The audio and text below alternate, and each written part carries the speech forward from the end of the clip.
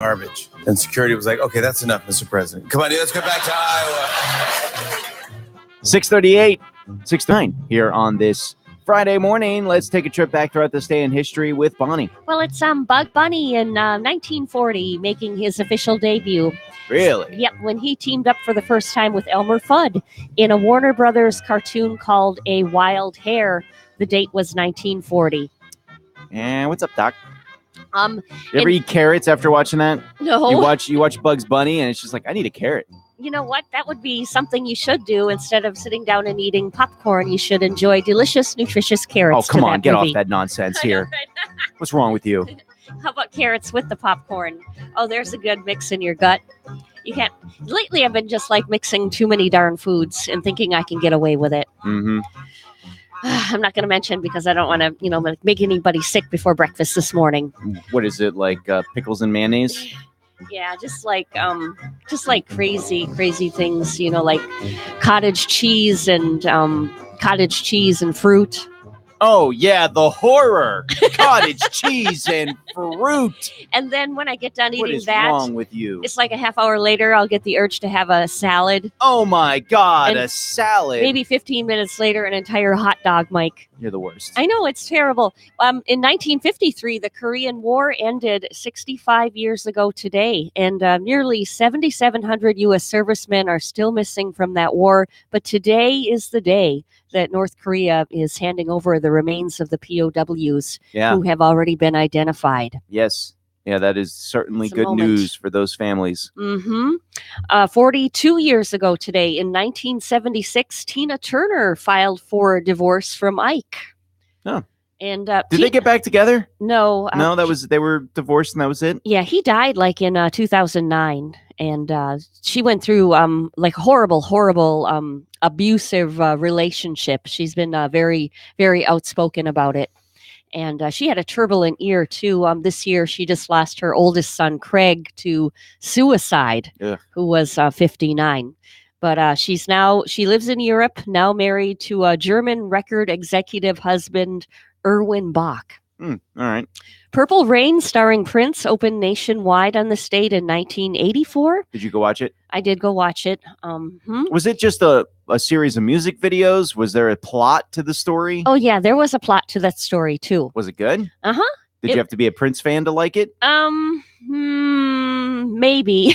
Maybe? Admittedly, maybe. But the cool moment was when, I always liked when Apollonia gets on his motorcycle. The beautiful Apollonia with the long, she was just like this gorgeous brunette that I think dated him in real life. And she also was the same lady who was in Eddie Money's video Shaken. Okay. The lovely Italian woman who's shaking in her dress by his car. Nancy Wilson of Heart married Almost Famous and Jerry Maguire director Cameron Crowe on the state in 1986. That was 32 years ago today. They divorced in 2010.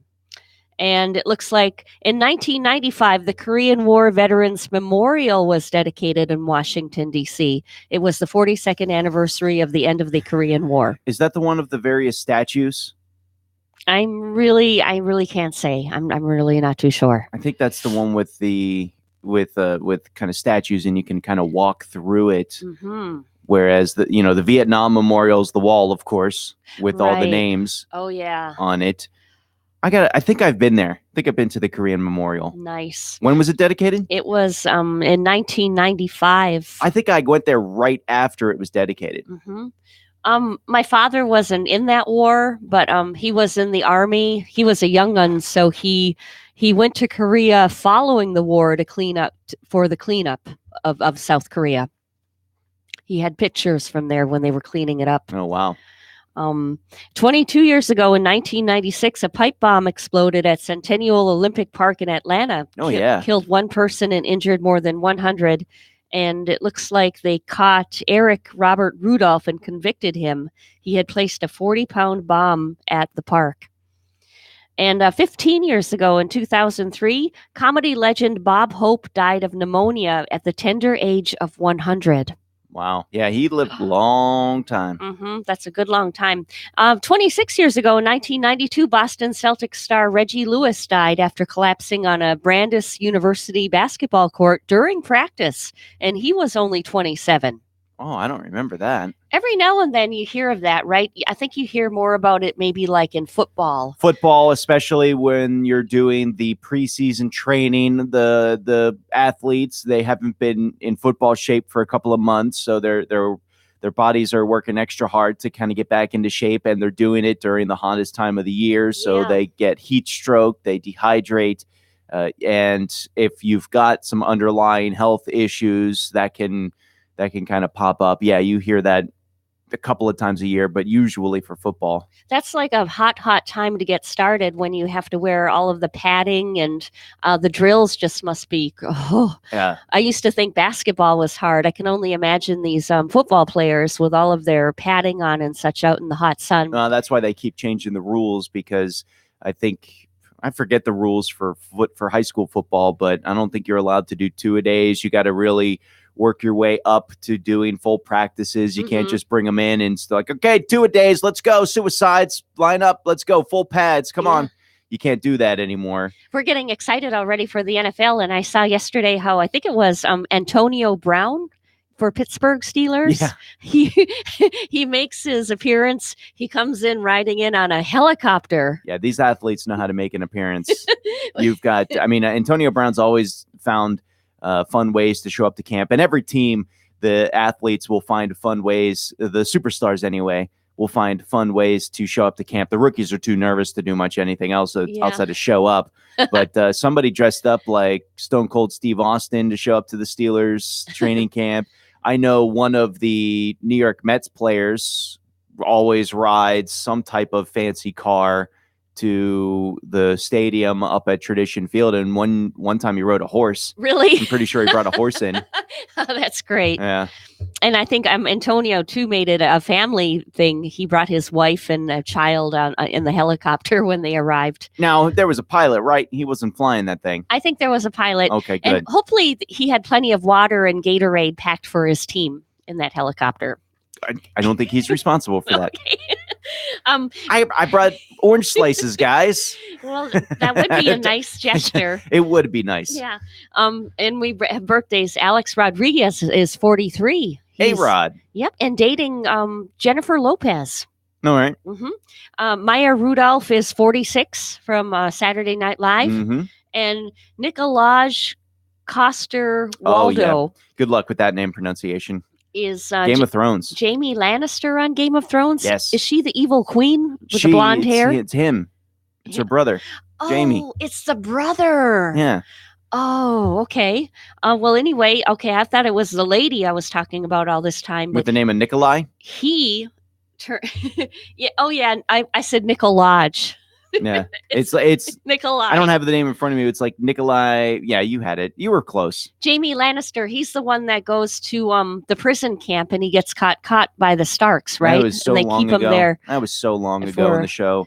A little while. I didn't watch long enough to see if I hope he makes it out of there. Well, we'll find out. I don't know I don't know why I would be rooting for the Lannisters. I don't even like them as much as I do the Starks. So I don't even know why I just say that. You don't like the bad guys in the show? No. Oh my God. Only the guy that plays the little guy is like the only Lannister that I seem to like. The little guy. That's offensive. The shorter guy in there. Tyrion, yes. the dwarf. Yeah. He's just so darn likable. But that's birthdays and back in the day for July 27. All right, 6:48 is the time here this morning. We've got Treasure Coast News coming up next.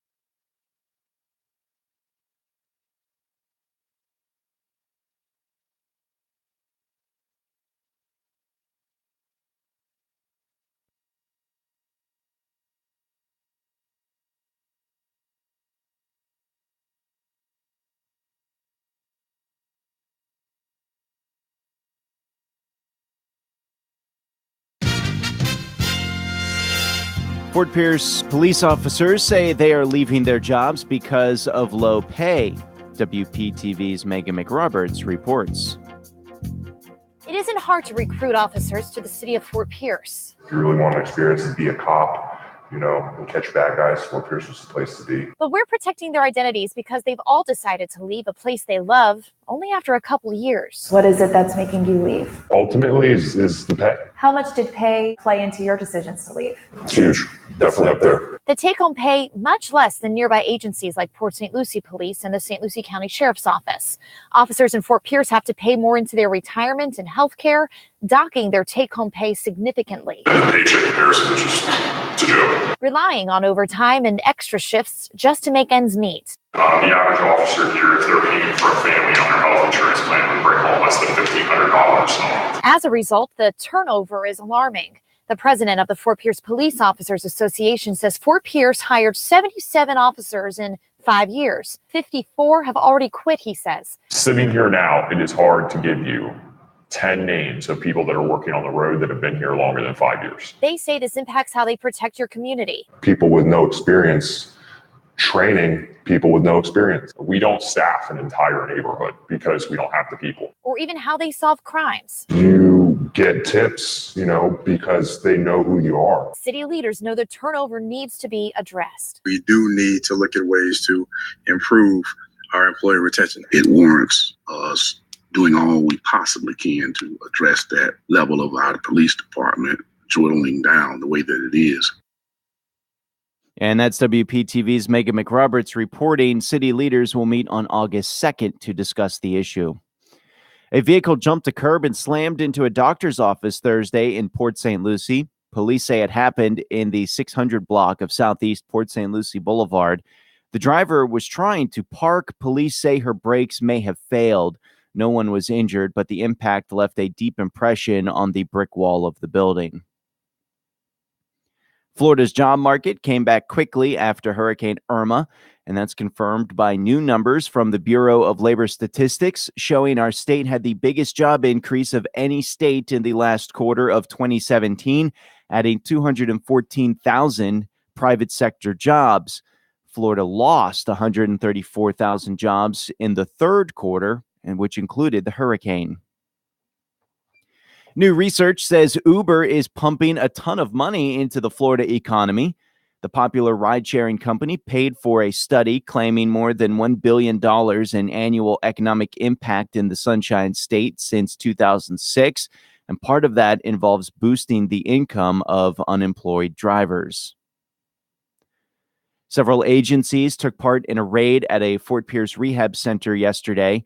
Fort Pierce police said search warrants were served at Recovery Villas on US 1. In addition to the Fort Pierce Police Crime Suppression Unit, police said the Department of Financial Services Division of Investigative and Forensic Services, St. Lucie County Sheriff's Office, Department of Children and Family Services, and the 19th Judicial State Attorney's Office were involved in the investigation. Police said they interviewed clients and were looking for possible evidence of insurance fraud. That's a look at our Treasure Coast news this morning. It's 6:53.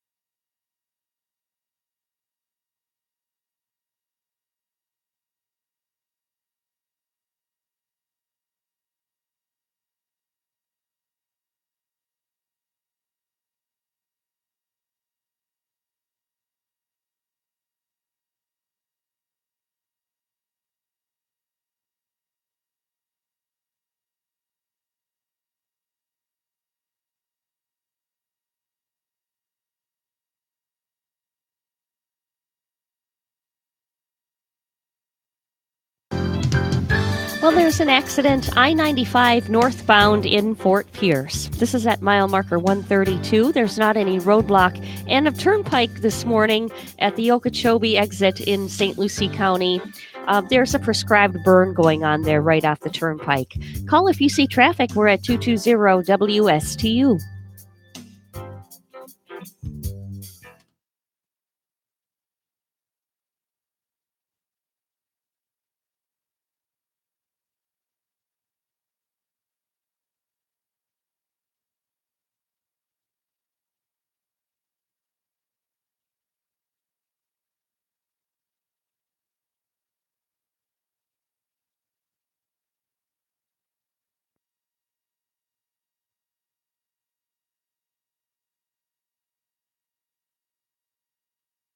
Treasure Coast weather. In Stewart, it's 78. It's 77 in Port St. Lucie. Let's hear more from Glenn Glazer at WPTV.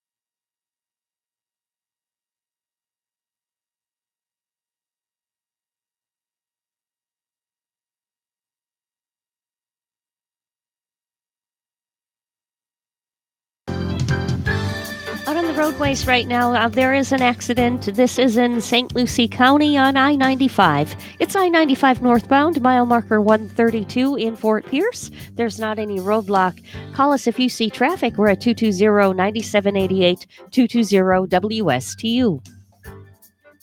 Treasure Coast weather. In Stewart right now, it's 78. It's also 78 in Jensen Beach. Let's get more on the forecast at WPTV.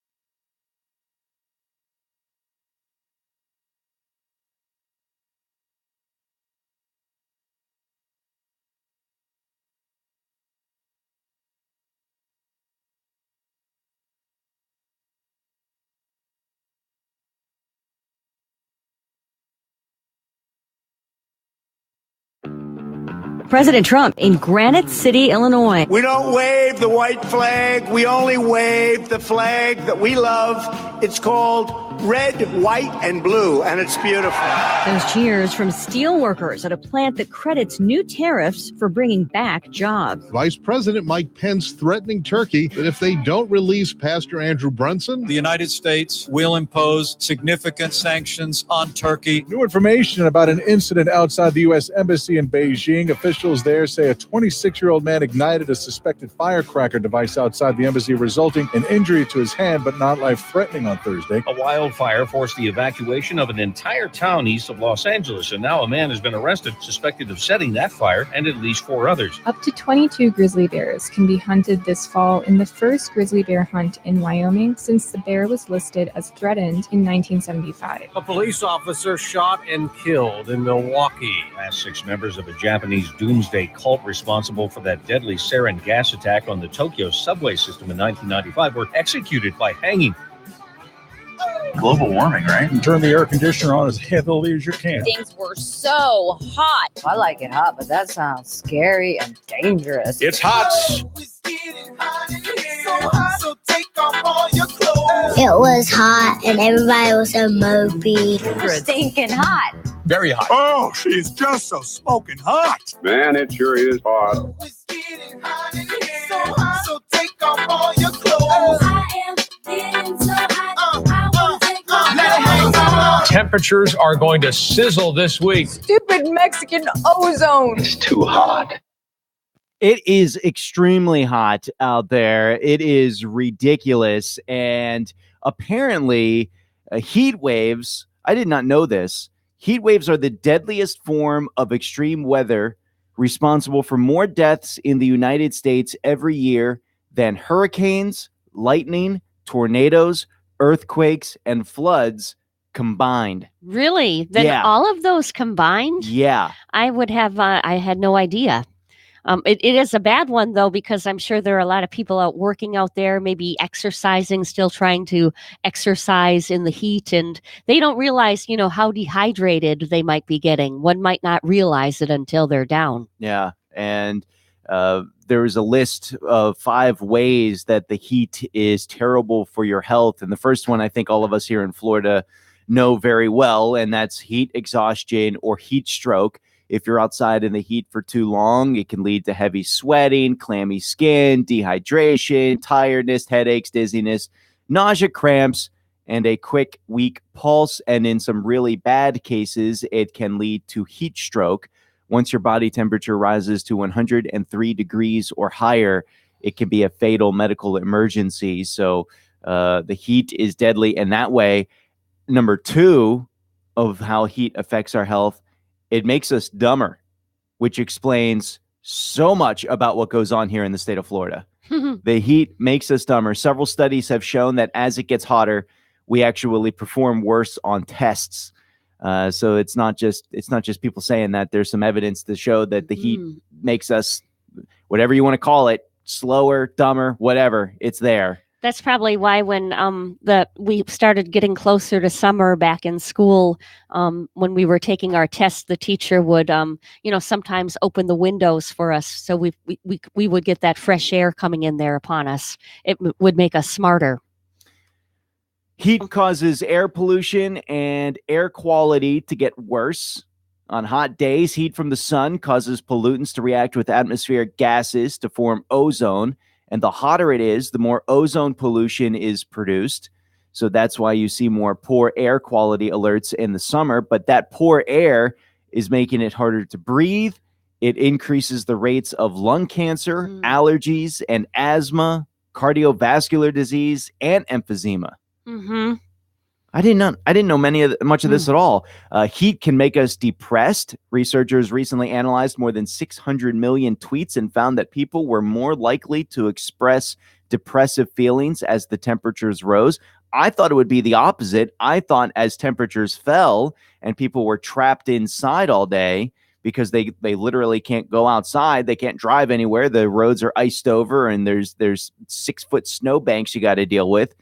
I figured people would get cabin fever and would get depressed, but apparently it's the opposite. As the heat rises, that's when people get more sad and depressed. Yes, I think it's with the temperature, it's one extreme to the other. If it's going to be long, harsh winters and you're going to go out in the cold and it's a 10 below wind chill every day, you're definitely going to get depressed that way.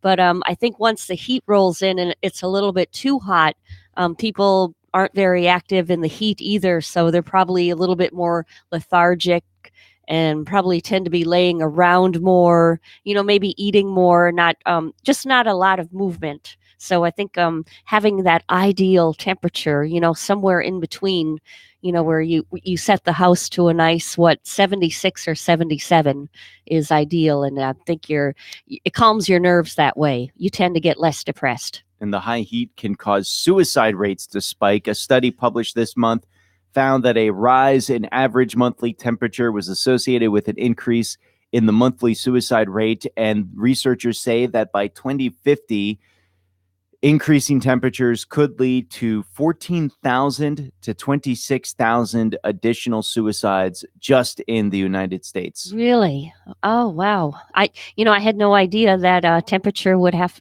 to do with a suicide rate either, but I suppose it would. That's really strange. Yeah. Have you seen the heat wave going on in Japan? Yeah, Japan, they're even worried about their 2020 Summer Olympics coming up. Really? Yeah, they're worried about it because they're having like a record heat this year, and they're wondering how it's going to be when they are holding the Olympics there in 2020. And, they're worried about the Olympians there, and, they want to keep them hydrated, of course, and safe. Dozens of people died in Japan because of this heat wave. They're calling it a national disaster.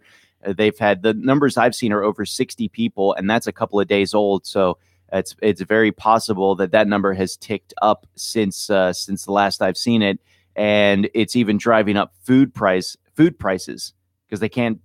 It's affecting their growth, their gardens. Mm-hmm. I'm sure it would be. I think their temperature was like a record heat of 106, which is brutal. Yeah, that's insane. So, and actually, in this heat too, I hate to see, if you drive by houses and if you see like a dog outside all day, it's best to have the animals in too during this heat. The dogs can't take it out there either. I feel fortunate. I don't see too many dogs that are chained up outside all day long. There was one home, a couple spots down from me. I was never actually sure where they were. I could just hear the dogs barking. Oh, okay. But I never could spot them. But they've been gone for a year or so now. I haven't heard the dogs barking much at all. Mm-hmm. So I can't say that I know of any homes in my area where people keep their dogs outside full time, because that is annoying and heartbreaking when you're driving around and it's Yeah. 89, 90 something degrees and heat index of well over 100, and you've got these dogs that are just outside all the time. That is unfortunate because that a human couldn't take it, you couldn't take it. So I don't know why one would expect their dog to be able to handle that too, especially, like with their fur coats.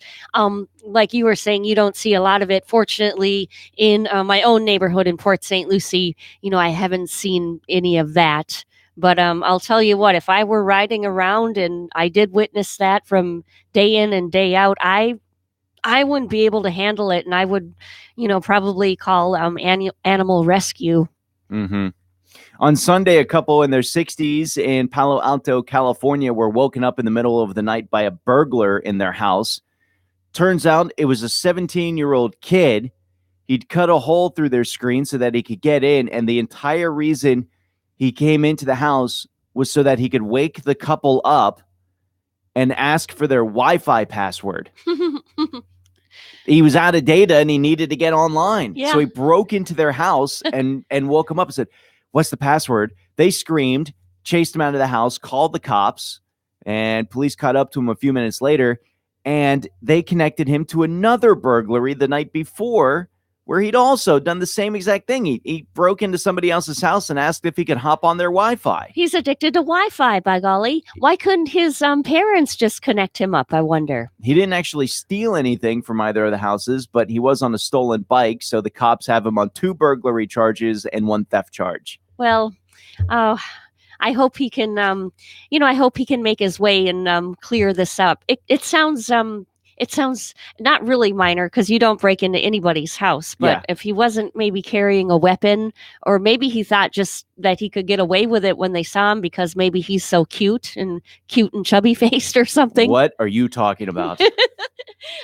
I'm just trying to get into his mindset and wondering why this boy thought he could, get away with going into someone's house and actually asking them for their Wi-Fi. Maybe it's really hot over there and he was just really stupid because there's no defending. There's no reason for that. You need data, so you break into somebody's home. If anything, you knock on the door, you ring the doorbell, wake them up in the middle of the night.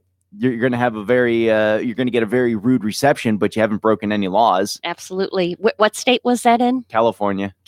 Well, I was going to say maybe he was in a state where it's cooler temperature, but it's been hot out everywhere. It's hot everywhere. So yeah, maybe he is getting a little dumber by that factor.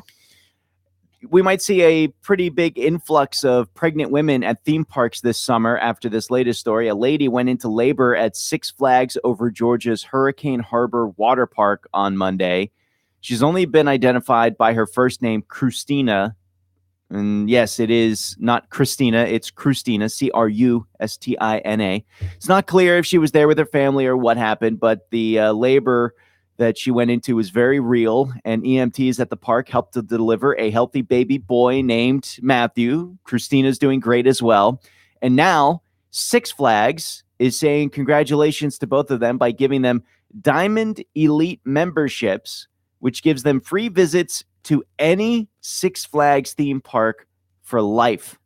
What a lucky family. What a lucky little boy. Come on, that's crazy. The park also released a statement wishing them a lifetime of happiness, health, and many thrilling roller coaster rides together. Oh my gosh. Mike, if they're like our mini lifetimes and I am born again, I hope my parents have me at Six Flags or something like a theme park. Maybe make it universal. I need to hide this story from my wife because if she finds that out and if she ever gets pregnant, she's going to spend the entire 9th month of her pregnancy just parked at Disney, just parked at the Magic Kingdom. Or she could go and have the baby at Chick-fil-A. Like I think a couple just had their baby at a Chick-fil-A, so they offered the little one free chicken sandwiches for life. Yeah, that's a good one to get too.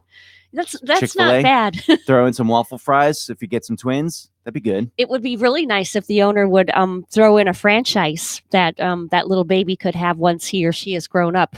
They own their own franchise. Mhm. He should have done that one as well. Yeah. Gone a step further. Yeah. Well, $250,000, whatever it costs to set up a franchise. Here you go, baby.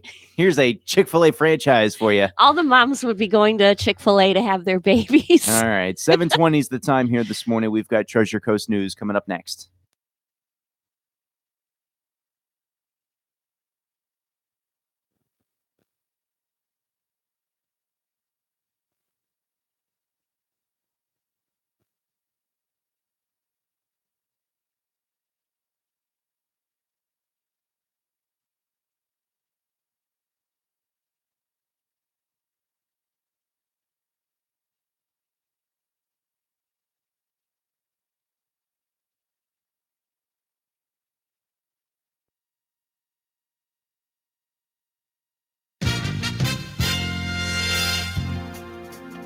Taking a look at our Treasure Coast news this morning.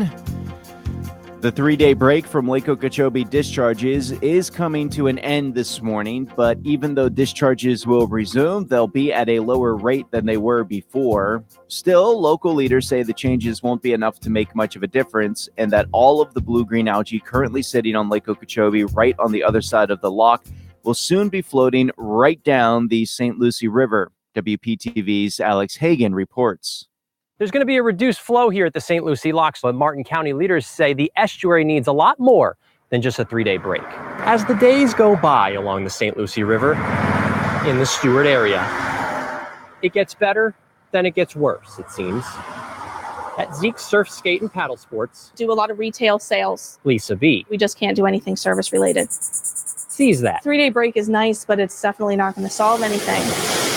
When there's discharges, you see the water get bad. When there's no discharges, you see the water, it tries to clean itself. We definitely see a difference. The gates have been closed for 3 days now, but the Corps announcing they'll resume discharges at a reduced flow, but still an average of more than 1,100 cubic feet per second over the next week.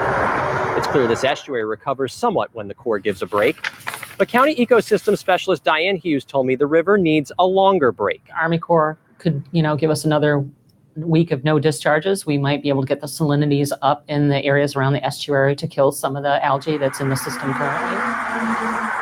So as the days go by, the hope is maybe it only gets better in the coming weeks. 3-day, a 1-week break isn't enough. In the South Florida Water Management District continues to find ways to send water south of Lake Okeechobee instead of east and west. In Martin County, I'm Alex Hagan for The Now, South Florida. Well, the head of the Gulf Specimen Marine Lab in Panacea is calling on Congress to stop messing with the Endangered Species Act. Jack Rudlow says they're trying to gut a law that protects swamps and estuaries from being paved and developed. We've got almost 40 years of trying to kind of preserve the environment. And frankly, I'm not going to stand by to see my life's work shoved under the rug and stomped and polluted and poisoned and everything else simply because there's a power brokers that are in charge. His marine lab just released 3 Kemp's Ridley sea turtles after healing their injuries from hooks and discarded fishing line. Rudlow says those turtles would be extinct if not for the Endangered Species Act. In the meantime, as many as 60 sea turtles have died after being trapped on Sanibel and Captiva Islands because of red tide. Lawyers for the Greyhound industry are asking a Tallahassee judge to scratch Amendment 13 from the November ballot. It would phase out Greyhound racing in Florida, but former Supreme Court Chief Justice Major Harding says the amendment is fundamentally flawed. The ballot language for the Amendment 13 is fatally flawed. The ballot title and summary are affirmatively misleading. But lawyers for the state and for the Committee to Protect Dogs say that there's nothing deceptive about the amendment and its fate should be decided by the voters. The judge promised a fast ruling because the loser is certain to appeal. 7 Democratic state lawmakers are blasting the Florida Department of Transportation over the failure of the new SunPass tolling system. At a news conference in Miami, they called it Tollgate, claiming that some residents have been double billed and FDOT knows it. The lawmakers are calling on Governor Rick Scott to suspend toll collections until the SunPass system is fixed. They also want Scott to appoint an independent auditing panel to investigate FDOT's oversight of the system. Big news yesterday for theme park fans here in the state of Florida. Disney says that it is getting rid of plastic straws next year. The dean of the Rosen College of Hospitality Management at the University of Central Florida in Orlando says that's a good thing. That's a good thing. And everybody should be very happy that they do that. It's not the first company that does it. A couple of weeks ago, Starbucks announced that it will be doing. Meanwhile, Universal's parent company has confirmed that it is interested in opening up a 4th Florida theme park. One report said that it has already trademarked the name Fantastic Worlds. Fort Pierce police have trapped an alligator in a resident's backyard. The gator measured 9 feet long. Officers released the gator into Lake Okeechobee. Fort Pierce police say they have recently responded to 5 calls about nuisance alligators. That's a look at our Treasure Coast news here this morning. It is 7:25.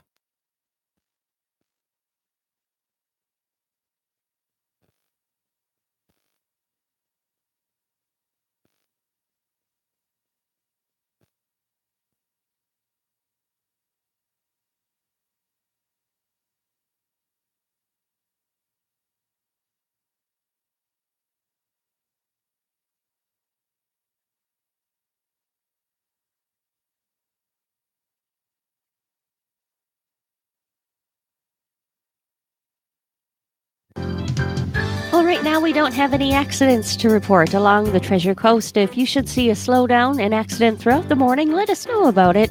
We're at 220-9788, 220-WSTU.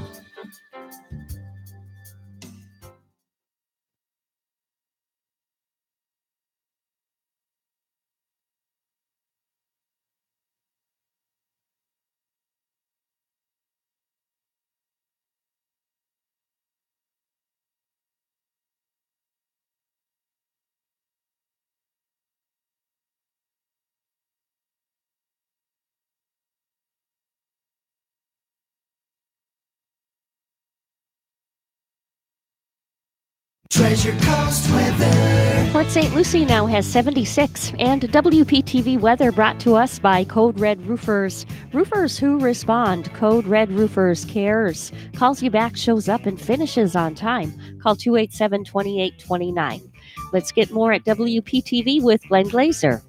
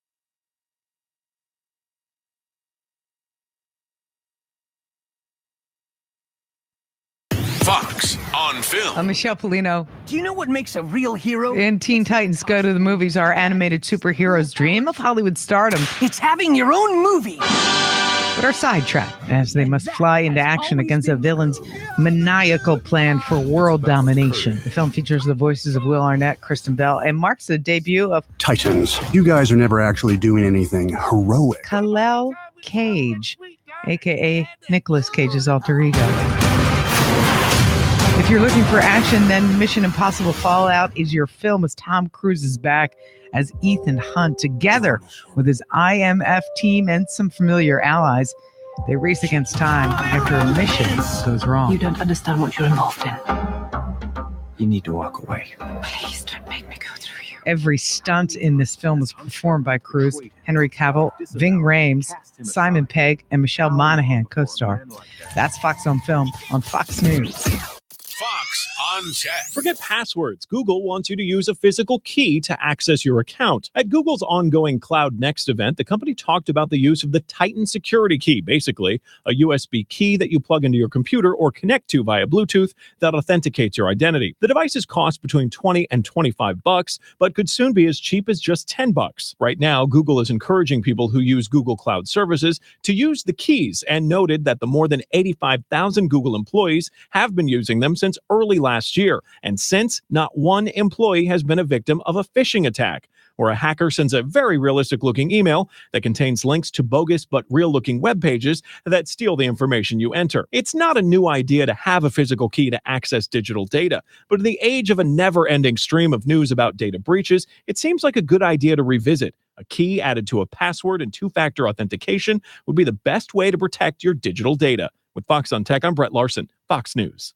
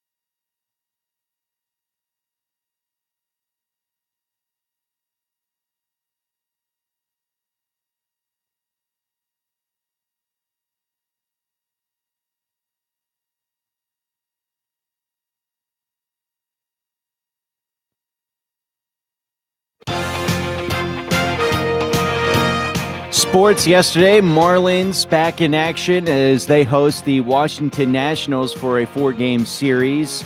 The Marlins got off to a quick start. They scored 3 runs in the bottom of the first and then just didn't do anything else the rest of the game. The Nationals, they got 2 back in the top of the 4th. They tied the game in the 6th, and then Trea Turner homered and hit a tie-breaking 2-run triple in the 7th inning to lead the Nationals over the Marlins by a final score of 10-3. Meanwhile, the Rays got past the Orioles in Baltimore 4-3. That 11-game winning streak by the Pirates is a thing of the distant past. They now are on a 2-game losing streak after falling to the Mets yesterday 12-6. Cubs over the Diamondbacks 7-6. Phillies top of the Reds 9-4. And the Athletics squeaked past the Rangers 7-6. First day of training camp yesterday for the Miami Dolphins. It was the first time since 1997 that the Dolphins opened up camp without a single player on the physically unable to perform list or the non-football injury list. Now, Based on the rules of the collective bargaining agreement, the players were practicing without pads yesterday. They will be without pads again today. They'll add shoulder pads on Saturday, and then they will go to full pad practices starting on Sunday. That's a look at sports here on WSTU.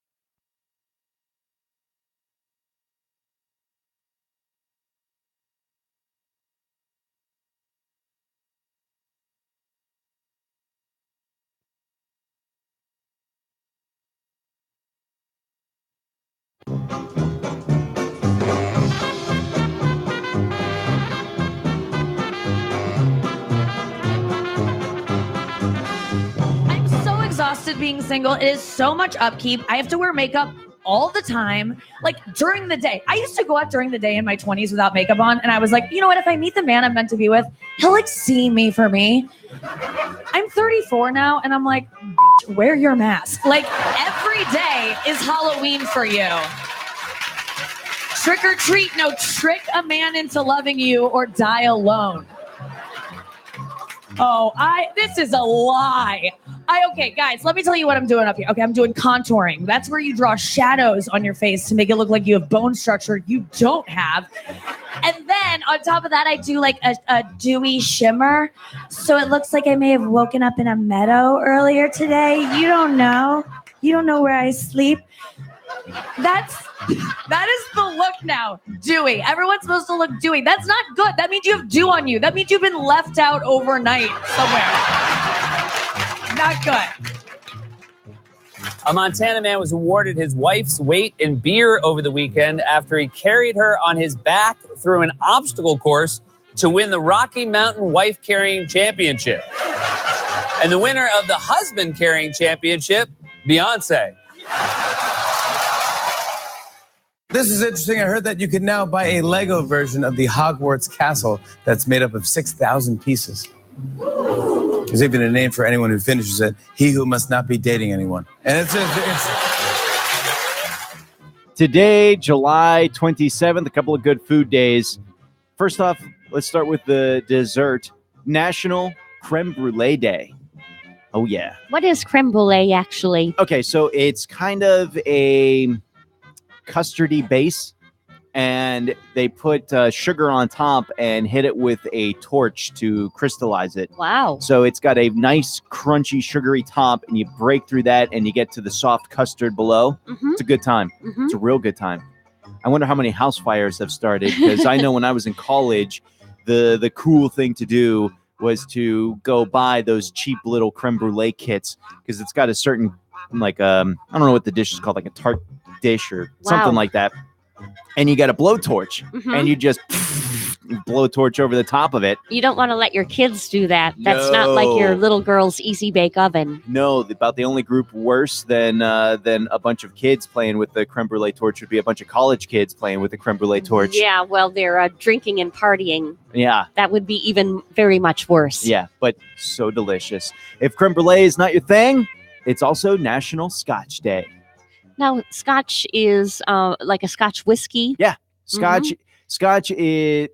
This is probably not completely true, but whiskey, bourbon, Scotch, they're all the same thing. It's just a matter of where they're made as opposed to what you call them. Scotch is made in Scotland. Yeah. You can't have Scotch made in Tennessee. Okay. And then I can say for sure that I don't think I've ever had a Scotch whiskey then. I've only drank the Kentucky whiskey, like the Jack Daniels and the Jimmy Beam that has come out of the likes of Kentucky and Tennessee. Yeah.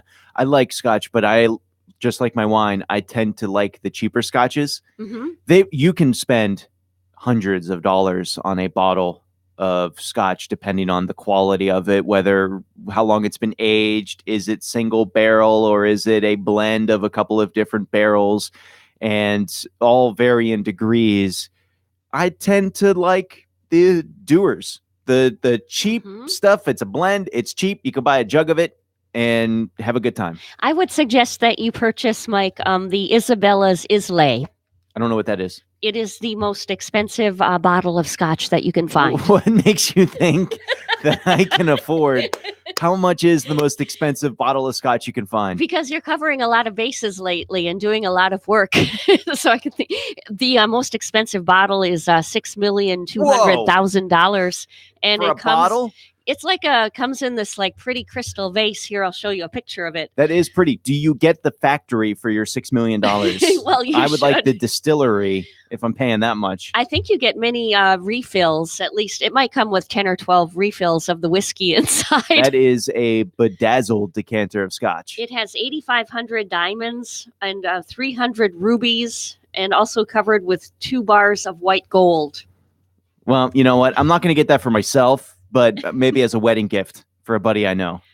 Maybe I can afford to swing that. $6 million, you say? Yeah. Jeez. Yeah, but you're right. Some of these bottles, people, I'm looking here. It's some of it can be aged like 16 years, Yep. 20 years, 25 years, and 100 proof whiskey too. You can find. Oh, that's all you need to get feeling really good and solid. You drink. Not so solid. I don't think I could drink. I've had barrel strength or cask strength. Mm-hmm. I don't know if I could do that on a regular basis. Yeah, that I know. was tough. I don't see the point anymore of finding 100 proof. Isn't there even like 150 proof in some things? I mean, you don't need all of that proof. I guess in theory you could go up to 200. Yeah, it just proves to show that it's just gonna make you dumb and stupid and go to bed early. That's the only proof. If you're drinking 150 proof, you're not going to bed anytime soon. Bad things are happening before you go to bed. You don't want that. No. So today, creme brulee and scotch day. Tomorrow on Saturday, it's National Milk Chocolate Day. Mm-hmm. I like some of that. Oh. I like the milk chocolate. And on Sunday, I don't even know what this means. Cheese Sacrifice Purchase Day. That doesn't sound like a food. Maybe you have to make the sacrifice and go out and find the most expensive cheese that you can find. I'm trying to say. I mean, that would make sense. It'd be like, or sacrifice. Don't put cheese on your sandwich day, or sacrifice the cheese. Apparently, the consensus is that you buy cheese and sacrifice some to the mousetraps. Oh yeah. Fortunately, I don't have to have any mousetraps in my house. We had more of that. Is that more of a northern thing? I haven't heard of people really having serious mice problems down here. I think it's more of I don't know. It depends on where you live. If you live out in the country, you're probably more likely to have some type of mouse or rodent. Yeah. If you live in a city, you're probably more likely to have some some rats or some other stuff pop up. I know, because even when I was growing up, I was a little girl, and one morning I went to put on my slippers, and there was a mouse inside my slipper. Mike. Oh, did you put your feet in there and touch the mouse? I put my foot in there, and I said, "Mom, I feel something really soft in here." Oh. Yes, a mouse had crawled up in my slipper. Did it bite you? No, fortunately it Did didn't. you kill it? Did you crush it? I can't remember. I think maybe my mom might have, done something with it. Throw it outside, hopefully. Yeah. I mean, no, I meant like, you didn't, crush it with your foot, did My you? mom was a murderer, man. Of course. I mean, one time I was staying at my grandma's house, and I was the only one in the house, and there was like a bat flying around the house. And my mother lived next door, and I'm like so afraid of bats. And this thing was flying round and round and round in my grandma's middle room. What's the matter? I was confused. I thought you said it was your house. I missed that it was your grandmother's house. It was my grandma's house. I Yeah. was staying next door, and I was the only one over there. But I'm seriously afraid of bats, so I go to get my mom. I go and wake up my mother, and Grandma had this picture of Jesus on the living room wall, and the bat flew behind the picture of Jesus. How does it get behind the picture? It just like flew there, crawled up behind there. And, I didn't want to kill it or nothing. I'm not a killer. I'm not a murderer. Did your mom smack Jesus with a broom and crush the bat? What does Mom do? But she takes the picture of Jesus and just crushes the bat. Yeah. Good times. That got rid of it. Yeah, I think that would. Did she do a quick Hail Mary afterwards? Mom grew up on a farm. You know, she didn't have very much mercy. She wasn't like a lighthearted like I was. She she had way more gusto in her system for that kind of action. Yeah, that's awesome. The Center for Science and the Public Interest has put out their annual report on the least healthy new meals at chain restaurants. I'm pretty sure this is supposed to be a warning to maybe think twice before ordering these meals. For me, though, it's more of a roadmap on where I want to go eat now. Check out the calories on some of these things. I know we don't have too many Cheesecake Factories here, but I've been to a Cheesecake Factory in the past. They've got a breakfast burrito. 2,730 calories. No kidding. That should be all you should be eating then for the entire day. And half of the next day too. Yeah. If you're on a 2,000 calorie diet, another Cheesecake Factory dish, they're introducing pizza that uses fried chicken instead of crust. Now that sounds delicious. It does sound delicious. So does the breakfast burrito. There's almost 1,000 calories less in this pizza than that breakfast burrito, but still 1,870 calories. You would think with a chicken fried crust, that would be way more many calories than a burrito. Far more many. I'm trying to, the worst cinematic snack, they say. It is the Bavarian Legend soft pretzel that you can find at AMC movie theaters. I wonder if they have one out at the AMC where I go to out in St. Lucie West. They say it's like eating 6 Auntie Anne's original soft pretzels. It's a pound and a half. It's sprinkled with salt. It's served with nacho cheese and mustard. Wow. That does sound very good. My better half loves the warm pretzels, the soft pretzels. So I'm sure when we go there, he'll be ordering that. Yeah, they say you're actually better off ordering a large popcorn than eating this thing because it's got more flour than a loaf of bread. How many calories were in that one? That one had 1,920 calories, which is just under a day's worth. Yeah. It has 7,600 milligrams of sodium, which is over 3 days worth of sodium. Oh man, it sounds like a very ridiculous snack to eat. Least creative mashup. They give to the Chili's honey chipotle crispers and waffles. They're their chicken tenders served on top of Belgian waffles. Oh my goodness. That just sounds divine. They say it's like eating 5 Krispy Kreme glazed donuts smothered in 30 McDonald's chicken McNuggets and 5 packets of barbecue sauce. It has 2,510 calories, which is over a day's worth, 40 grams of saturated fat, which is 2 days worth, 4,480 milligrams of sodium, which is another 2 days, and 105 grams of added sugar. That is about 2 days worth of what your sugar intake should be. They're looking for Paul Bunyan to come into their restaurant to enjoy that. I don't know if we have very many Paul Bunyans around anymore. Yeah. Do we have a BJ's restaurant around here? I don't think so. I know there's some up in Orlando, Central Florida. I don't know how far away you have to go to get to the nearest one. Is that like BJ's Wholesale? Do they No, provide it's a that? restaurant. It's a restaurant and a brew house. Not bad. I've been to them. Yeah. I've been to them a couple times. They have this peanut butter s'mores pizookie. I guess it's a pizza and a cookie combined. A Ghirardelli triple chocolate cookie, peanut butter, marshmallow fluff, marshmallows, rich vanilla bean ice cream. Oh boy, that's just too rich for me. 1,580 calories, 31 grams saturated fat, 135 grams of added sugar. It's like eating an entire 14-ounce container of Haagen-Dazs chocolate ice cream plus 2 cups of marshmallow fluff. What is the point, right? The point is to enjoy it. I don't know anything about that keto diet. I keep seeing there's supposed to be a really good keto diet, it's called, on the website. I don't know what the ladies are eating, but I think I have a friend to the that lives to the south of me, and she must have lost at least, oh good gosh, she lost at least 2 or 3 pant sizes in not too long of a time. That's good. A lot of these diets, though, people put the weight back on as soon as they're stopped because some of them are so strict that there's no way you're going to get through life. Wow. By restricting yourself. I don't know what the gimmick is with the keto diet. The Atkins diet, you cut out carbs. The South Beach diet's another carbs thing. The Paleolithic diet, you're supposed to be eating things that were only available to cavemen. Mm-hmm. What's the keto diet hook? Do you know? I'm not sure. I'm not sure what the recipes are that they're eating. I think I see my girlfriend making a lot of maybe like low-fat chicken recipes, with making ingredients that are low-fat with them, like maybe the red and green peppers.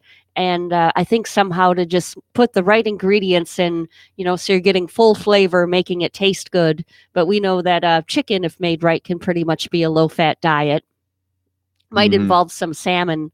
But you know what, Mike? I have to agree. I do have to agree with Dr. Tread. I enjoy listening to him when I ride home from here sometime because the way he talks, like he says, you got to eat the right foods in proportion and you have to get moving. Right. You have to get that body moving a little bit.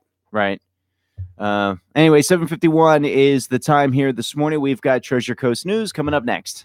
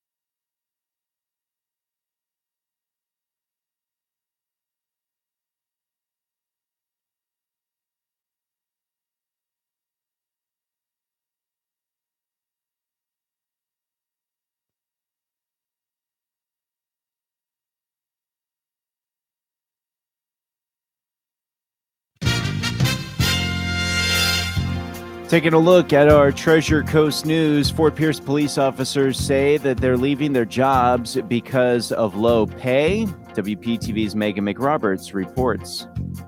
It isn't hard to recruit officers to the city of Fort Pierce. If you really want to experience and be a cop, and catch bad guys, Fort Pierce was the place to be. But we're protecting their identities because they've all decided to leave a place they love only after a couple years. What is it that's making you leave? Ultimately is the pay. How much did pay play into your decisions to leave? It's huge. Definitely up there. The take-home pay much less than nearby agencies like Port St. Lucie Police and the St. Lucie County Sheriff's Office. Officers in Fort Pierce have to pay more into their retirement and health care, docking their take-home pay significantly. And the paycheck comparison is just a joke. Relying on overtime and extra shifts just to make ends meet. The average officer here, if they're paying for a family on their health insurance plan, would bring home less than $1,500. As a result, the turnover is alarming. The president of the Fort Pierce Police Officers Association says Fort Pierce hired 77 officers in 5 years. 54 have already quit, he says. Sitting here now, it is hard to give you 10 names of people that are working on the road that have been here longer than 5 years. They say this impacts how they protect your community. People with no experience training people with no experience. We don't staff an entire neighborhood because we don't have the people. Or even how they solve crimes. You get tips, because they know who you are. City leaders know the turnover needs to be addressed. We do need to look at ways to improve our employee retention. It warrants us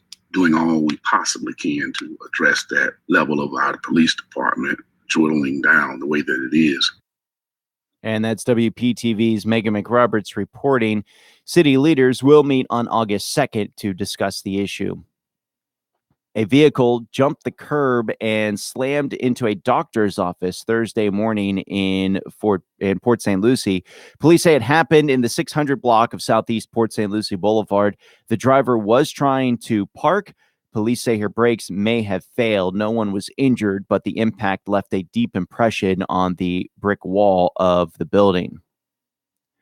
Florida's job market came back quickly after Hurricane Irma, and that is confirmed by new numbers from the Bureau of Labor Statistics, showing our state had the biggest job increase of any state in the last quarter of 2017, adding 214,000 private sector jobs.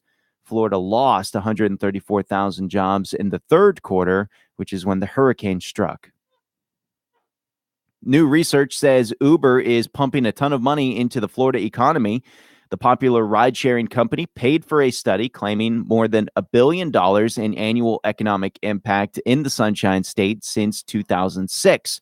Now, part of that involves boosting the income of unemployed drivers.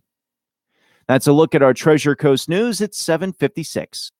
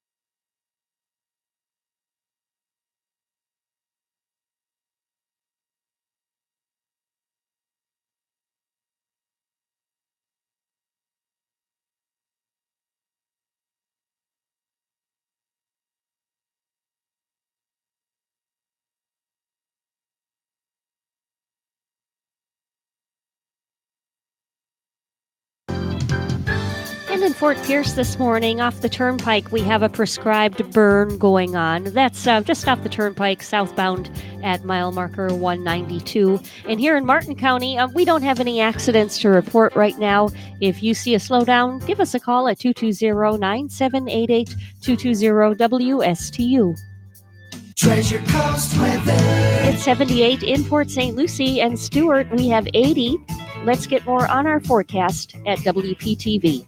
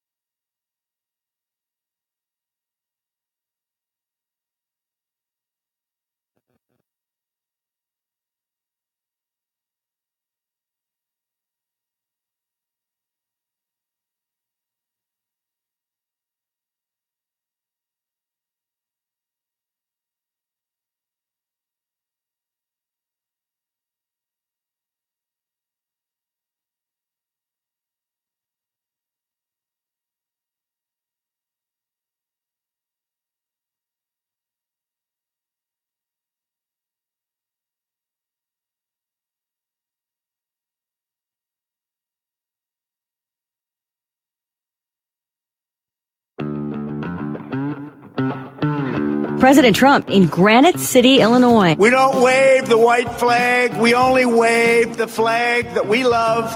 It's called red, white, and blue, and it's beautiful. Those cheers from steel workers at a plant that credits new tariffs for bringing back jobs. Vice President Mike Pence threatening Turkey that if they don't release Pastor Andrew Brunson, the United States will impose significant sanctions on Turkey. New information about an incident outside the U.S. Embassy in Beijing. Officials there say a 26-year-old man ignited a suspected firecracker device outside the embassy, resulting in injury to his hand, but not life-threatening on Thursday. A wildfire forced the evacuation of an entire town east of Los Angeles, and now a man has been arrested suspected of setting that fire and at least 4 others. Up to 22 grizzly bears can be hunted this fall in the first grizzly bear hunt in Wyoming since the bear was listed as threatened in 1975. A police officer shot and killed in Milwaukee. Last 6 members of a Japanese doomsday cult responsible for that deadly sarin gas attack on the Tokyo subway system in 1995 were executed by hanging. All right, Shark Week is going to be wrapping up here this weekend. Tonight, you've got Megalodon, fact versus fiction. What if the largest shark that ever existed were still alive today, with an exclusive first look at the Meg, which looks terrible, opening up August 10th. Then you've got Bloodline, spawn of Jaws. Over 4 decades ago, all the sharks off Long Island were caught and killed, but there may be a few survivors. And then at 10 o'clock, great white shark babies. Pregnant great white females migrate to Guadalupe for a final feeding before giving birth, and researchers follow them to their birthing ground to keep the pups from harm. Mm-hmm. It doesn't look like there's too much interesting stuff over the weekend either with Shark Week there, but there has been a list that people came out with of their favorite shark movies, the best shark attack movies of all time. Uprocks.com put the list together. And what do you think would be number one? Probably Jaws. Yeah. Mm-hmm. Jaws might be one of the only movies which is about a shark attacking people that's actually good, right? Jaws is a fantastic movie and it holds up well. I don't know if they had something that looked a little bit more realistic. Like maybe if a movie came out later and it looked like actual sharks attacking, and maybe if they had a good storyline about it. Maybe, but they don't exist. Yeah. So that maybe doesn't help us here. There are no other movies besides Jaws that's a decent one. In case in point, their number 2 movie on the list, Sharknado 2. I don't know about that movie at all whatsoever. Okay. Sharknado. I don't know. When did that one come out? 2014. You've never heard of Sharknado? I haven't. I Do know. you- Really, I haven't. How have you lived on this earth and not heard of Sharknado? I don't know. Is it a thing like I should have heard of? Like Yes. one time I met a girl who never knew what Led Zeppelin was or who Led Zeppelin was. That is also a person that just, where have they been? We were very shocked How by old that. was this person?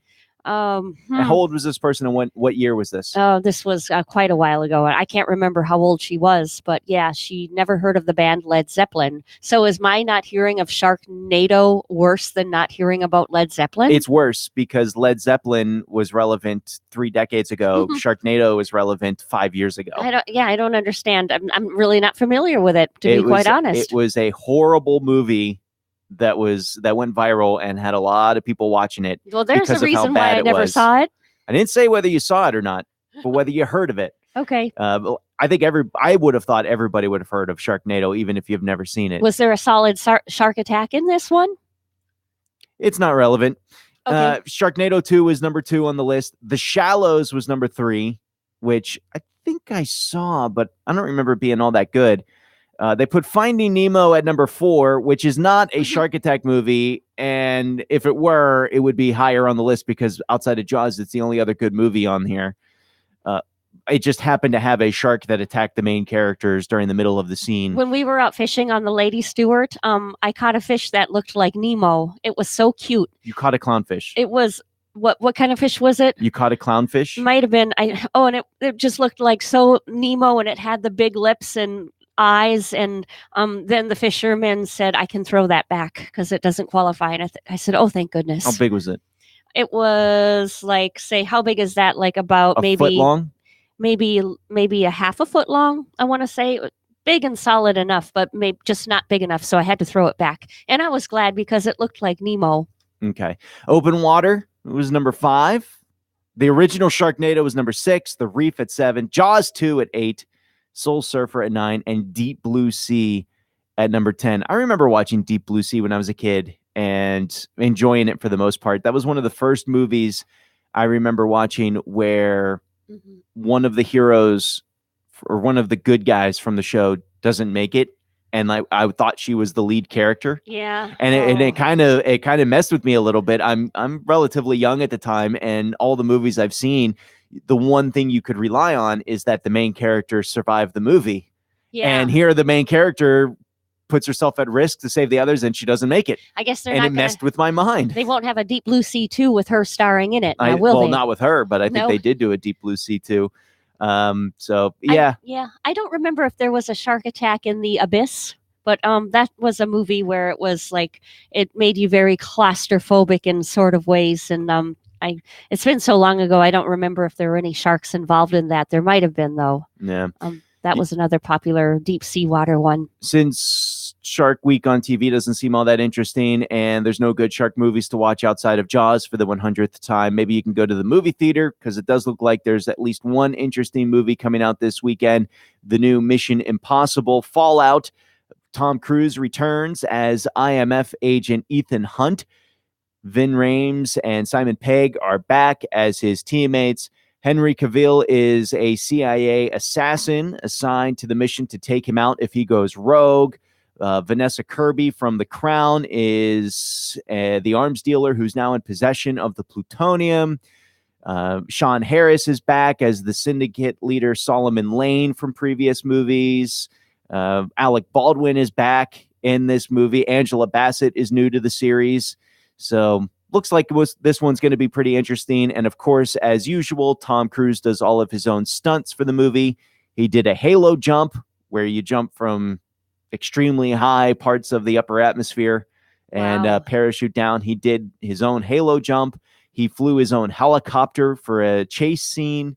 He was riding against traffic without a helmet for a motorcycle chase in Paris, and he did a rooftop jump where he actually broke his ankle, and it delayed production for a long time. Just riding a motorcycle in Paris is I'm waiting for an accident to happen. Probably just as scary as say riding your motorcycle without a helmet down to Miami on I-95. That's a death wish too. But I think Tom Cruise, he even there's like the tallest building in Dubai. And for one of these Mission Impossible movies, he had to climb up that building over there. Yeah, from the outside. Yeah. He climbed up the outside. That was 2 movies ago, I think. He's done, I know his own stunts. He's done the climbing up of the building. The last movie was the one where they strapped him to the side of an airplane as it was taking off. And he climbed a mountainside somewhere too. That was for Mission Impossible 2. Where they didn't have a whole lot of strength underneath to save him and rescue him should he fall either. So that was a dangerous one. Yeah. He's made a name for himself and these movies by doing those stunts himself. If the Mission Impossible movie is not your thing and you got some young kids in the house, well, the Cartoon Network TV show Teen Titans Go is going to the big screen. And looks like the plot line here is Robin decides that the only way to be taken seriously is for the Teen Titans to get a big Hollywood movie like all the other superheroes. And you've got Batman in the movie played by Jimmy Kimmel. Wonder Woman is in it. Superman is voiced by Nicolas Cage. You got the Atom voiced by Patton Oswalt. Green Lantern, Will Wheaton is the Flash, and Stan Lee even makes an appearance in this movie. So it looks like a fun one for the kids. Yeah, and well, it's nice to hear Nicolas Cage in that mix. I haven't seen or heard of him in a very long time. I haven't seen too much of him either. I'm not sure what his last couple of movies are, but he's a huge Superman fan, and he was actually in talks years ago to be the next Superman. Which would have not been good. No. He does not look like Superman whatsoever. And I don't know of any way that he would have been able to build himself up to be Superman.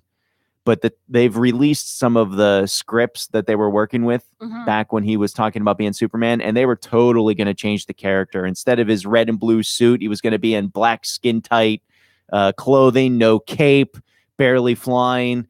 And a lot darker of a take on the character. It wouldn't have been any good. I could see it maybe as a younger Nicolas Cage, but I think he'd be a little bit too old for it by now. Oh, for sure. This was 20 years ago. Yeah. I think another voiceover in that one is the Forgetting Sarah Marshall lady. Kristen Bell, yes. Is another voice in there, too. 8:19 is the time here this morning. We've got Treasure Coast News coming up next.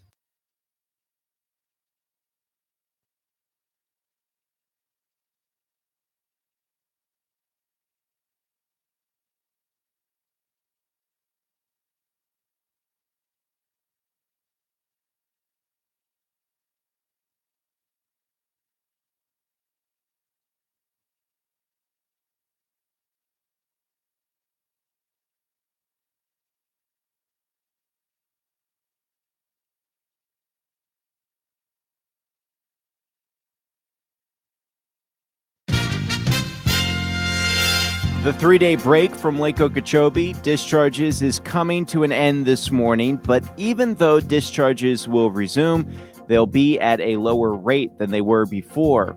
Still, local leaders say the changes won't be enough to make much of a difference, and that all of the blue-green algae currently sitting on Lake Okeechobee right on the other side of the lock will soon be floating right down the St. Lucie River. WPTV's Alex Hagan reports. There's going to be a reduced flow here at the St. Lucie locks, but Martin County leaders say the estuary needs a lot more than just a 3-day break.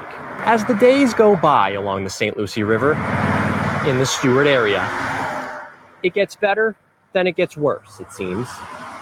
At Zeke Surf, Skate, and Paddle Sports, do a lot of retail sales. Lisa V. We just can't do anything service related. Sees that. 3-day break is nice, but it's definitely not going to solve anything. When there's discharges, you see the water get bad. When there's no discharges, you see the water, it tries to clean itself. We definitely see a difference. The gates have been closed for 3 days now, but the Corps announcing they'll resume discharges at a reduced flow, but still an average of more than 1,100 cubic feet per second over the next week. It's clear this estuary recovers somewhat when the Corps gives a break. But County Ecosystem Specialist Diane Hughes told me the river needs a longer break. Army Corps could, give us another week of no discharges. We might be able to get the salinities up in the areas around the estuary to kill some of the algae that's in the system currently. So as the days go by, the hope is maybe it only gets better in the coming weeks. 3-day, a 1-week break isn't enough. And the South Florida Water Management District continues to find ways to send water south of Lake Okeechobee instead of east and west. In Martin County, I'm Alex Hagan for The Now, South Florida. Well, Disney made a splash yesterday when they announced that they're getting rid of plastic straws starting next year. The dean of the Rosen College of Hospitality Management at the University of Central Florida in Orlando said Disney's not the first and they won't be the last to ban plastic straws. That's a good thing. And everybody should be very happy that they do that. It's not the first company that does it. A couple of weeks ago, Starbucks announced that it will be doing. In the meantime, Universal's parent company has confirmed that it is interested in opening a fourth Florida theme park. One report said that they've already trademarked the name Fantastic Worlds. The head of the Gulf Specimen Marine Lab in Panacea is calling on Congress to stop messing with the Endangered Species Act. Jack Rudlow says they're trying to gut a law that protects swamps and estuaries from being paved and developed. We've got almost 40 years of trying to kind of preserve the environment. And frankly, I'm not going to stand by to see my life's work shoved under the rug and stomped and polluted and poisoned and everything else simply because there's a power brokers that are in charge. His marine lab just released 3 Kemp's Ridley sea turtles after healing their injuries from hooks and discarded fishing lines. Rudlow says those turtles would be extinct if not for the Endangered Species Act. Meanwhile, as many as 60 sea turtles have died after being trapped on Sanibel and Captiva Islands because of red tide. Lawyers for the greyhound industry are asking a Tallahassee judge to scratch Amendment 13 from the November ballot. It would phase out greyhound racing in Florida, but former Supreme Court Chief Justice Major Harding says the amendment is fundamentally flawed. The ballot language for the Amendment 13 is fatally flawed. The ballot title and summary are affirmatively misleading. But lawyers for the state and the Committee to Protect Dogs say that there's nothing deceptive about the amendment, and its fate should be decided by the voters. The judge promised a fast ruling because the loser is certain to appeal. 7 Democratic state lawmakers are blasting the Florida Department of Transportation over the failure of the new SunPass tolling system. At a news conference down in Miami, they called it Tollgate, claiming that some residents have been double billed and FDOT knows it. The lawmakers are calling on Governor Rick Scott to suspend toll collections until the SunPass system is fixed. They also want Scott to appoint an independent auditing panel to investigate FDOT's oversight of the system.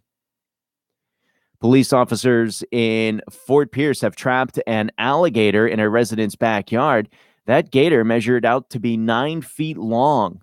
Officers released the gator into Lake Okeechobee. Fort Pierce police say that they've recently responded to 5 calls about nuisance alligators. That's a look at our Treasure Coast news here this morning. It's now time for the Precious Metals Report, brought to us by St. Lucie Jewelry and Coin. Gold's opening up at $1,220.40 an ounce. Silver's opening at $15.36 an ounce. The Precious Metals Report, brought to us by St. Lucie Jewelry and Coin.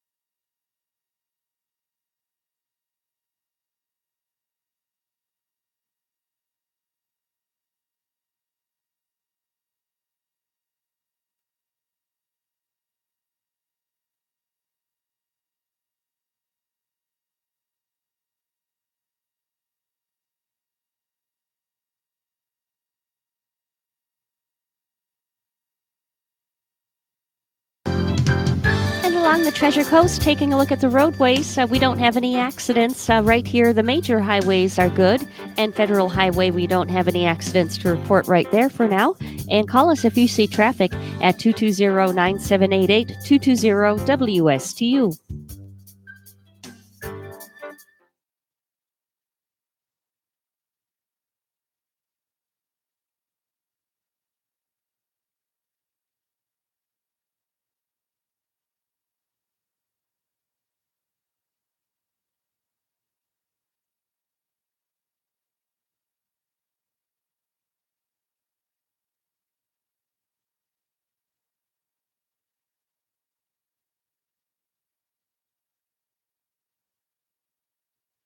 Treasure Coast weather. It's 81 in Jensen Beach, and WPTV weather brought to you by Code Red Roofers. Roofers who respond. Code Red Roofers cares, calls you back, shows up and finishes on time. Call 287-2829.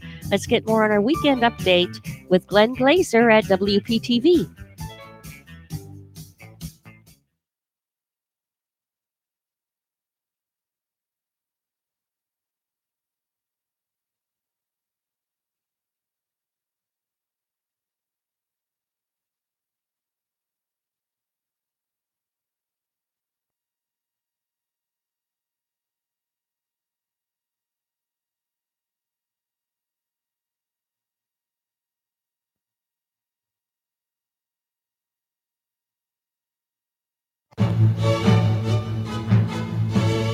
Space, the final frontier with Randy Siegel and the Space Report on WSTU. Good morning, Randy.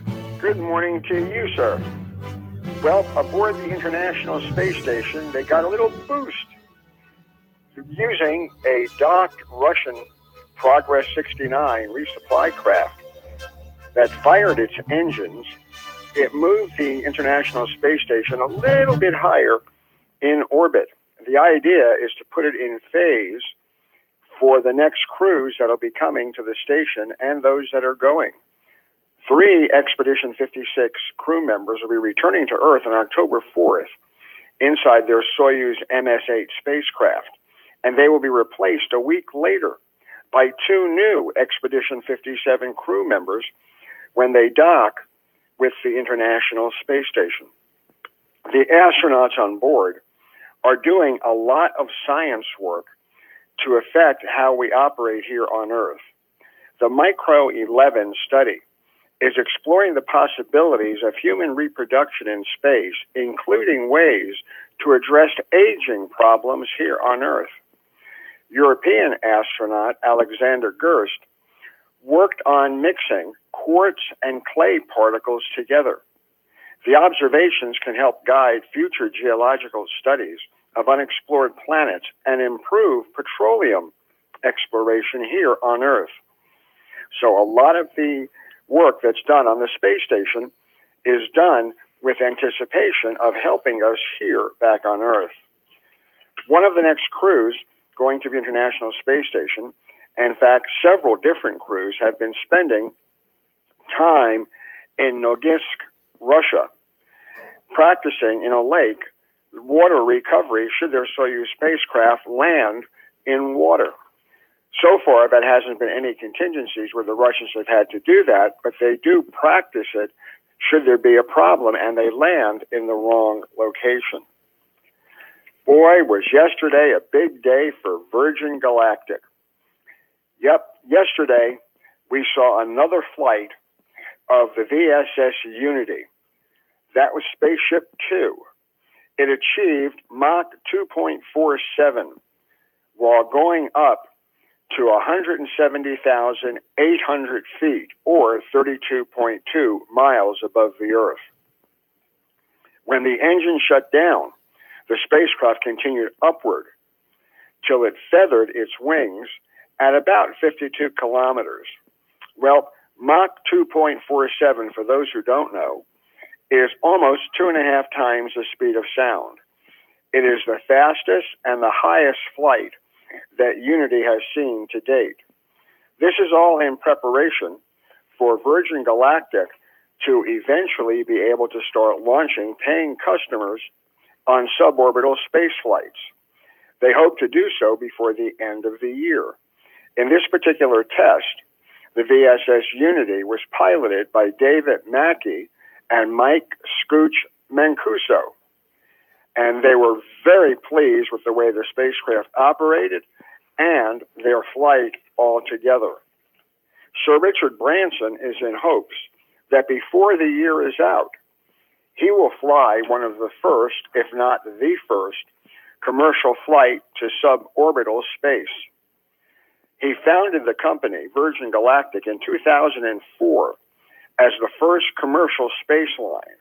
Since its inception, some 800 people have signed up and paid up to go into space on the spacecraft, a tidy sum of $250,000 per return ticket. Right now, there are other companies that are getting ready for suborbital flights, including Jeff Bezos and Blue Origin. He is hoping to send the New Shepard spacecraft farther into space than it's gone before. And he's hoping that he'll be able to do that and have suborbital flights in the not too distant future on his vehicle.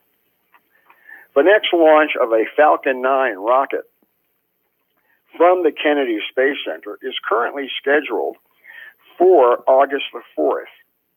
As a result of that, a static firing of that first stage is scheduled to take place on Tuesday, where they will test out the 9 Merlin 5 engines before that flight takes place. When the president had the Orion spacecraft on the White House lawn, and he was touting American manufacturing celebration, he forgot to mention that it cannot operate on its own. The 4 solar wings, the European Service Module, supplies a propulsion, power, and essentials of life for the capsule as it goes into space. So Orion itself, even though it was made by Lockheed Martin, being the prime contractor, still requires European help before it can go into orbit and actually function. The Air Force got its first glimpse of new intercontinental ballistic missiles. The Boeing Company and Northrop Grumman are both opting to build the new Air Force intercontinental ballistic missile. They're being pitted head to head in the competition to build hundreds of ICBMs that will replace decades-old Minuteman III missiles. Both firms discussed their proposed ideas with the Air Force leaders, and they face an actual deadline of 2019 in order to be able to have the Air Force pick who will produce our next intercontinental ballistic missiles. The Parker Space Telescope is currently being readied to fly to space. The 7-year mission must launch by August 19th to line up flybys of Venus that are critical to setting the trajectory away from the Earth and towards the Sun. The spacecraft will be the closest spacecraft to ever fly near the Sun. However, it has constantly been delayed due to problems with the spacecraft. They found a small strip of foam inside the rocket's nose cone that covers the spacecraft. So they've had to examine the spacecraft one more time and try to find out where it came from and make any necessary corrections. There was also a small leak that they had uncovered. So the window for launching the Parker Space Telescope continues to shrink. The hope is that it will launch on August the 11th and on a Delta IV Heavy rocket headed for the Sun. Meanwhile, the Opportunity spacecraft sitting on Mars is still not being heard from. The raging storm has not abated on the red planet. The planet-wide dust storm prevents Opportunity from getting sunlight for its solar panels. Until the dust storm dissipates and they're able to get some sunlight on the panels, we may not hear from Opportunity again. When this will happen, we have no idea. Scientists have never seen the planet-wide dust storm before. The spacecrafts that are orbiting Mars are giving us a great understanding of what causes this type of problem to occur. The dust storms had usually been regional, but this one envelops the entire planet and appears to be one entire system. So we're seeing something different that we haven't seen before on the red planet. Lastly, we want to tell you that the Japanese Hayabusa 2 spacecraft is preparing to land on the diamond-shaped asteroid that it was headed towards. Hayabusa 2 was launched in December of 2014 and it has finally reached Ryugu, which is located in the asteroid belt. Japan plans call for Hayabusa to land and take off up to 3 times during an 18-month period so it can study conditions at different locations on Ryugu. Then they will bring back samples of this asteroid to Earth in 2020. On Monday, we'll tell you about Copenhagen suborbital, as well as some new legislation that you might find very interesting about space. So until then, have a great day, everybody. Thank you, Randy. Randy Siegel with the Space Report here on WSTU. Portions of Mike and Bonnie in the morning are brought to us now by Ellie's Downtown Deli and Catering. And like for how hot it has been lately, you might want to enjoy a nice light salad today, and you can make it your own. And your choice of romaine lettuce, mixed greens, or spinach, get it with some oven roasted chicken, maybe some honey baked ham, portobello mushrooms on that salad, maybe some hickory smoked bacon with extra toppings like avocado, hard boiled egg, walnuts, almonds, candied pecans. You can have anything. And Mark, on his signature salads, he serves it with your choice of a homemade dressing and even homemade croutons. So pick up some of that and bring some dessert home to your family to enjoy, like some creamy, delicious Oreo pie for tonight, made fresh daily at Ellie's Deli. Yeah, Ellie's Downtown Deli and Catering. Check them out on Facebook, facebook.com/Ellie's Downtown Deli. Around 10:30 or so in the morning, they post their daily specials. So I highly recommend you go check out those once you start to get that hunger in the belly and you're ready to figure out what it is you want for lunch. Read over those specials. If something strikes your fancy, pick up the phone and give Ellie's a call at 772-781-6605 or head on down to the restaurant. They're located at 18 Southeast 6th Street, just off Colorado Avenue in Stewart. Tell them you heard about it from Mike and Bonnie in the morning.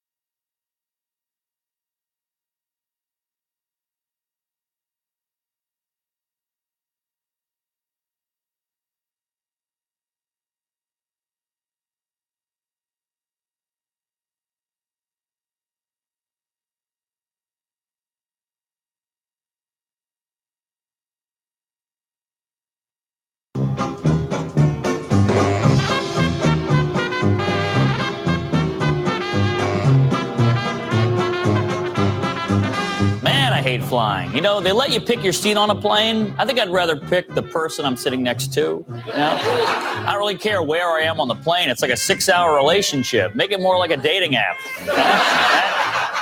Obese Nazi with a service dog? Swipe left. Tiny Asian lady with a surgical mask? That's my gal. Yes, she is not a talker, right? But just like a dating app, she shows up with a baby. I'm like, I got catfished. Yeah. I'm not good with the small talk. You know, 2 things I can't do. Small talk and eye contact. How sad is that, you know? I basically have all the traits of a serial killer, just without the ambition. I'm working on it, though. I'm working on it. You know, people always say to me, Mark, got to be more confident. Then they say, Mark, got to be yourself. I'm like, well, you got to pick one. Because Facebook stock dropped 19%, losing $120 billion in value. It all happened because of an earnings report that showed slower than expected growth in user numbers. Are you happy, guys? This is what happens when we all respond maybe and no one shows up to Janet's 40th birthday party. Last night, a heckler showed up at Sean Spicer's book signing. Spicer was like, sweet, someone showed up to my book signing. But a heckler showed up to Spicer's signing at Barnes & Noble and called him a piece of garbage. And security was like, okay, that's enough, Mr. President. Come on, let's go back to Iowa. So we've had the original Charlie's Angels, and then they rebooted it, 10 years ago now? And you had, who was in that? I know Lucy Liu was one of them, Drew Barrymore, and the main one. I can't remember her name all of a sudden. I thought Drew Barrymore was the main one, or like the most popular one anyway. No, it was blonde, and boy, she hasn't been making movies lately. It's kind of like she left the scene. Catherine Diaz, and and dating a Wahlberg, right? One of the Wahlbergs. I don't know. That's you. They date is your world. Cameron Diaz, though. You're right. Yeah. Well, now there's talk of a possible Charlie's Angels reboot to the reboot. Kristen Stewart is the name attached to it. According to the Hollywood Reporter, Kristen is signed on along with the other 2 angels who are not household names. One is Naomi Scott, who's playing Jasmine in Disney's upcoming live-action Aladdin movie. She was also the Pink Ranger in last year's Power Rangers movie. The other is a British actress named Ella Balinska, who you probably haven't seen in anything yet. She's 21 and is just starting out. The movie's going to be directed by Elizabeth Banks, who's also going to play Bosley in the movie. She previously directed Pitch Perfect 2. Mm-hmm. So you have a female playing Bosley? Yeah, they're going to change that around a little bit. There were rumors that Lupita Nyong'o would play one of the angels, but apparently that didn't work out. And the movie is scheduled to come out in September of next year. Is that going to be a draw? You think like with Ocean's 8 that came out, and you saw that movie, it had all kinds of big stars, all kinds of big known name females like Sandra Bullock for the draw. I wonder if this one, if people will go see it with more of unknown ladies. I have a thing against Kristen Stewart. I've never really enjoyed her movies. I've never really enjoyed watching her on screen in anything. The girl from Twilight. Correct. It just dawned on me who that was. So I personally am turned off a little bit from the movie by the fact that she's kind of the lead in it. It seems. I think otherwise, though, I might be, if the trailers looked interesting, it might be one of those movies I'd be excited for. And still, even if she's in it, if the trailers look good, I'll go and see it. Mm-hmm. I don't know. She just doesn't seem like of a likable enough to be a Charlie's Angel, or like a warrior type. I know, like when people that saw the Twilight movies, some of them kind of considered like her like weak sauce in the movie, like with her acting ability, and wondered why she would be playing, that lead character. But, and correct me if I'm wrong, because I never really watched the TV show. I saw the 2 movies that they did a couple of years ago, and it seemed that the angels were supposed to be charming, outgoing. You're supposed to like them, and then they can flip that switch and kick some butt. Yeah, that's when they kind need of how to. the original was, especially with Kate Jackson in the original. She was the meanest and the toughest. But was she mean all the time, or was she like charming and happy-go-lucky until they needed to do some action scenes, and then all of a sudden she turned into that fighter that could kick your butt? She was semi-charming, but maybe not as charming as maybe the likes of Farrah Fawcett or Jacqueline Smith. Well, if they work it to where the other two are the charming type, the likable types, and then she's kind of the no-nonsense leader, maybe that would work. That might work. I don't know. It's all going to depend. Who knows? It's so early in the process. It's hard to tell. Let's wait for a trailer to come out. Yeah, when you said Kristen Stewart, right? I don't know what. Right away, I thought of the lady from Sex and the City who played like Samantha, Kim Cattrall. Not Kim Cattrall, but I know who you're talking about. the brunette. Yes. And I don't know if she would still be, I could see her in this playing like maybe the Jacqueline Smith character or something, because that's how beautiful Jacqueline was. And I think she is like the prettiest Sex and the City lady. She was, but maybe 20 years ago she could have played it. Maybe. Yeah. I haven't seen her in a while, so I don't know. I wouldn't know for sure. Yeah. Zuckerberg took a hit yesterday. He was the third richest person on earth last month when he was, I think it was Forbes, where they said Mark Zuckerberg's the third richest person on earth. He had leaped ahead of Warren Buffett. Mark Zuckerberg had a net worth of $81.6 billion. Didn't last. Yeah. Yesterday, Facebook stock dropped 20% on a weak earnings report, and Zuckerberg lost $17.6 billion in a single day. Mm-hmm. And when I was like driving down Port St. Lucie Boulevard this morning, and I heard that he was like the fourth richest, and then he went down to the sixth richest. I said, "Oh darn!" Yeah, and I almost drove off the road. I was in shock. He's going to have to figure out how to survive on just $64 billion worth of net worth, but still, that's got to sting. You lose $17 billion in a day. That's got to sting. Well, you'd have to consider he's seriously richer than us, but that means his investments would be richer than ours too. One of the best comments I saw was, well, he's going to have to switch to single-ply toilet paper. I don't think his wife would like that. She's gotten used to that serious grain. Is he that married? Serious grain by now? Yeah, he's married to like I think she's like an Oriental woman who they met in college. But she's used to the good life, so she wouldn't be having any of that single sheath toilet paper. There's no one-ply happening in this household. We have to sell the third house before we let that happen. She's gonna say, "Mark, turn off the lights. You're wasting our electricity." I wanted to end on some random facts today because there are some really good ones here this morning. So George Washington died in 1799. The first dinosaur fossil was found in 1824, which means George Washington never knew that dinosaurs existed. Really? Isn't that kind of wild? That is. I would have never imagined that. George Washington, most of the founding fathers, well, maybe a good chunk of the founding fathers never knew that dinosaurs were a thing that existed and walked the earth. Holy gosh. It's kind of like if they could come back to life and start looking at the history books today and maybe see something like Jurassic Park, they wouldn't believe it. Well, yeah, because it's a movie. But bring them down to the museum, show them at the museum, be like, here you go. There's the skeletons. These guys walked the earth before you were alive. They probably wouldn't believe it even if you showed them that. No, that's a wild fact. American cheese was invented in 1916 by James Kraft. Okay. But James Kraft was not an American. He was Canadian. So American cheese was invented by a Canadian. Oh, I did not know that either. I thought it was invented by a guy in Wisconsin. Who?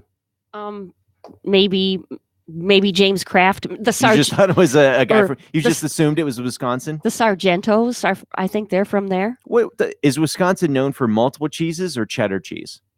Mostly Colby cheese. Colby cheese. Mm-hmm. Have you heard of Colby cheese before? I've had Colby cheese. Yeah, my friend used to work in the Colby cheese factory.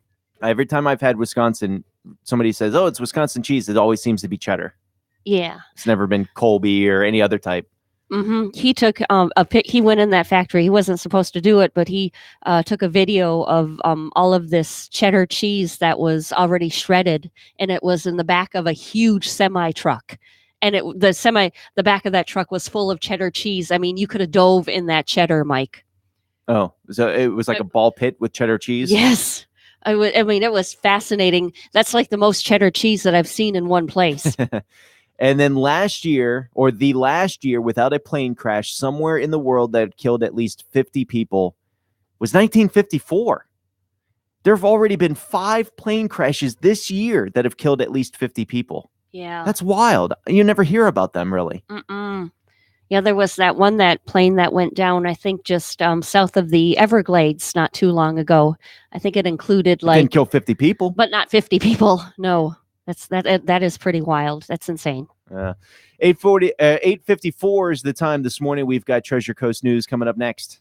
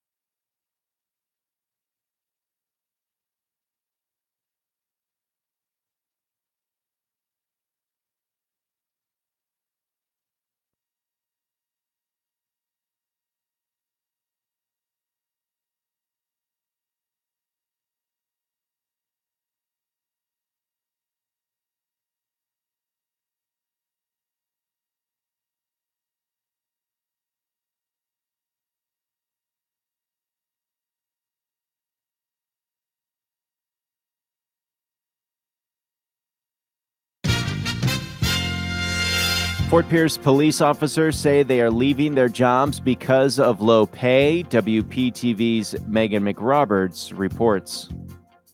It isn't hard to recruit officers to the city of Fort Pierce. If you really want to experience and be a cop, and catch bad guys, Fort Pierce was the place to be. But we're protecting their identities because they've all decided to leave a place they love only after a couple years. What is it that's making you leave? Ultimately is the pay. How much did pay play into your decisions to leave? It's huge. Definitely up there. The take-home pay much less than nearby agencies like Port St. Lucie Police and the St. Lucie County Sheriff's Office. Officers in Fort Pierce have to pay more into their retirement and health care, docking their take-home pay significantly. And the paycheck comparison is just it's a joke. Relying on overtime and extra shifts just to make ends meet. The average officer here, if they're paying for a family on their health insurance plan, would bring home less than $1,500. As a result, the turnover is alarming. The president of the Fort Pierce Police Officers Association says Fort Pierce hired 77 officers in 5 years. 54 have already quit, he says. Sitting here now, it is hard to give you 10 names of people that are working on the road that have been here longer than 5 years. They say this impacts how they protect your community. People with no experience training people with no experience. We don't staff an entire neighborhood because we don't have the people. Or even how they solve crimes. You get tips, because they know who you are. City leaders know the turnover needs to be addressed. We do need to look at ways to improve our employee retention. It warrants us doing all we possibly can to address that level of our police department dwindling down the way that it is. And that's WPTV's Megan McRoberts reporting. City leaders will meet on August 2nd to discuss the issue. A vehicle jumped the curb and slammed into a doctor's office Thursday in Port St. Lucie. Police said it happened in the 600 block of Southeast Port St. Lucie Boulevard. The driver was trying to park when police say her brakes may have failed. No one was injured, but the impact left a deep impression on the brick wall of the building. And Florida's job market came back quickly after Hurricane Irma, and that's confirmed by new numbers from the Bureau of Labor Statistics, which show that Florida had the biggest job increase of any state in the last quarter of 2017, adding 214,000 private sector jobs. Florida lost 134,000 jobs in the third quarter, which is when the hurricane struck. That's our Treasure Coast news. Let's get one last look at traffic with Bonnie. St. Lucie County, Florida's Turnpike southbound at mile marker 195, the Fort Pierce area. There's some debris in the right lane. Use caution. Also in that area, there's a prescribed burn going on in that area today, right off the Turnpike. There's your latest look at traffic.